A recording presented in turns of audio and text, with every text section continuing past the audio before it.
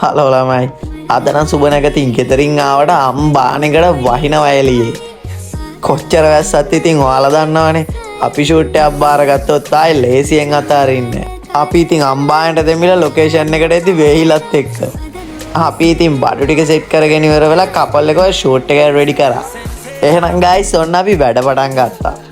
අපි ඉතින් ගයිස් හැමදාම වගේ කපල් එකව ෂූට් එක රෙඩි කරා. මෙතන ලොකේෂන් එකත් ඉතින් ඔයාලට බැලුවම තේරෙන්නේ නැති මාර ලස්සනයි.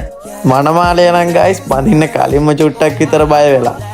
මහත් ඉතින් දන ගහගෙන ෆොටෝස් ටික ගහන්න පටන් ගත්තා. මෙතන නම් අනිත් ලොකේෂන් වලට වඩා ගයිස් ටිකක් අමුතු ලුක් එකක් තිබ්බේ. ඔයාලට කියන්න බැරුණානේ. මේ ලස්සන පාක් එක තියෙන්නේ බද්දේගම. බද්දේගම කිව්වට හොයාගන්න බෑනේ ඉතින්. බද්දේගම පොලිසියට කිලෝමීටර් 2ක් විතර එහාන් තමයි මේ පාක් එක තියෙන්නේ.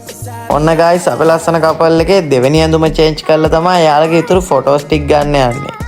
ඇත්තටම ගයිස් මේ වගේ ලස්සන ඩ්‍රෙස් කරලා ඉවරලා ෂූට් කරද්දි අපිත් මාර ආසාවෙන් තමයි ෂූට් කරන්නේ.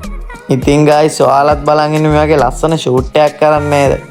ඉතින් ඔයාලගේ තතේ තියෙන ගානට ලස්සන ෂූට් එකක් කරන්න අපිව කන්ටැක්ට් කරගන්න පුළුවන්.